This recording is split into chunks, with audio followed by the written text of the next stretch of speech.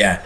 And so these guys, the restaurant knew that it was going to make money by just being open longer than other restaurants. And so most restaurants close at like 11, some places close at like 2. We were open until 4 a.m. in the morning. And what would happen, and this is the really terrible thing about it, there would be people ordering pizzas, crazy amounts of pizzas, 4 or 5 pizzas at a time. And so we would literally, like, you could check, we had over 100 orders in at one time. And you think, oh, it's just pizza, right? You can do it really fast. Yeah, you can make one pizza really fast. How fast can you make 100 pizzas? And that was kind of the crazy thing about it. And that it would be hell. It'd be 2 o'clock in the morning, and the front of the restaurant would be completely full of people just looking for pizzas. And the wait time would be 45 minutes, an hour. You're waiting for pizza. And it was just because we had, there's 100 orders. Like, what do you want? You order a pizza. We have 8 drivers. We've got 12, 15 people working inside. It was crazy, bro. We were getting smashed. That was that was one of the busiest places I worked. But there were so many people. It wasn't necessarily the busiest. We were doing more business than a lot of places, but it wasn't the worst situation by far that I've been in. But I forget why I was telling you that. Uh, Yeah, I completely spaced. I think one of the things I would just wanted to point out is that you're in the middle of all that. You don't have time to focus as much. Sometimes the food it wouldn't look as well as it did when we were slow. When you're slow, there's no excuse for the food looking bad. But in the middle of a rush, the quality is going to drop a little bit. And that's one of the things that irritates me. Like, sometimes people will pull the food back or push the food back at you. I remember I was working at this one place a year ago, and there was this like homeless dude that was working next to me. And he was an idiot, and people like gassed him up, made him feel like he was better than what he was, and that just made him so bold that he was going to do things and make decisions that he shouldn't have been making. So I was running the station, and his job was to assist me, because that's what they do to me. When sometimes people don't like you, and they're like, "Oh, you think you know so much? Well, let me fuck with you." But this fucking homeless dude next to me, and so I'm getting smashed a little bit, and I'm putting food in the window, and the food's not as good as it is when it's slow, but it's still edible. I'm judging it as I'm putting it up, like, okay, let's see what happens.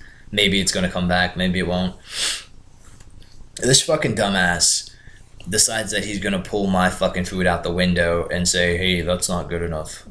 Like, I flipped out, bruh. I flipped out on this dude once. And he did it. I don't think he did it. He did something else, and I didn't flip out on him again. I flipped out on him that one time though, because that blew me away. Like, bruh, I know what I'm doing.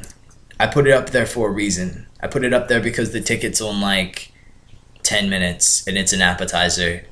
It's not the best, but it's the best that we're gonna give them right now. The next one's gonna be better because we're just gonna have more time. You got to follow the leader on this one, because I wanted that dude fired, bro, so bad. I went up to the chef and I was like, "Yo, I don't know how to work with this guy," because that wasn't it. I mean, he would come in and he would smell bad, and there was a lot of issues there. I'm all about uplifting people, but no, he didn't. He shouldn't have been there. He wasn't ready for what was going on. All right. One of the last steps is to identify the corrective actions. So, for an example, what do they say? If the chicken breast doesn't reach the temperature within 16 minutes, must keep cooking. The guy keeps cooking the chicken breast until it. I mean, it's. Sometimes they break these things down into steps that are just too simple. It's like, okay, if it's not 165 degrees, what am I gonna do? I'm gonna cook it more? Why would you waste a paragraph to explain that to me?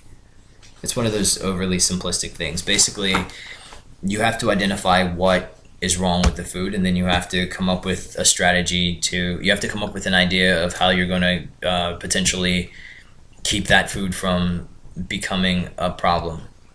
Prevent cross-contamination, things that we've already said. So I don't want to say them again, but maybe just to sum it up, you want to cook it to a certain temperature. You want to prevent cross-contamination, especially with foods that are common allergens, right? Shellfish, things like that.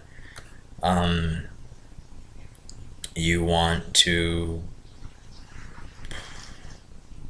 cool food down quickly. You want to heat food up quickly. That's it in a nutshell.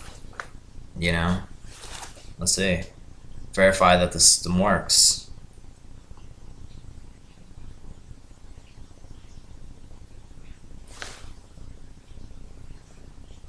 Temperature logs. So I think one of the cool things that we did at one of the other places is we would keep a record of how long it took to cook, how long it took to heat everything up, and then log what temperature it was after a certain period of time. So we had a temperature that we were aiming for. Okay, maybe it's 200 degrees. So after, it's been in the microwave for a certain amount of time, what temperature was it? Was it over 200 degrees? And we would write all that down. So God forbid somebody gets sick, we can go back into the logs and say, okay, well, this is who heated it up. This is to what temperature they heated it.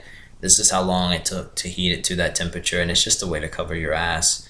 Also, sometimes you get like shellfish, like clams or like oysters or whatever, and they have like a little tag with them. You have to keep that tag for a certain period of time. That's also part of it, just to kind of ensure, cover your ass in case somebody comes back and they're like, oh, I got so sick after eating that shrimp, I'm going to sue you guys. And you've got the little sheet of paper that certifies that the shellfish was okay when you got it.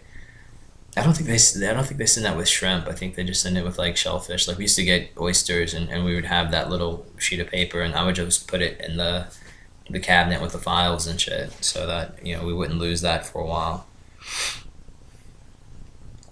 Temperature logs helps to determine if the processes and procedures need to be changed. For example, over several weeks, they notice problems towards the end of each week. The chicken breasts often failed to meet the critical limit. The appropriate corrective action was being taken.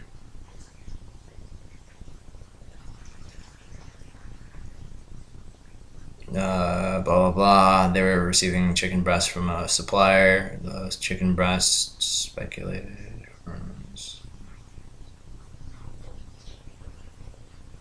Yeah, it's just small things.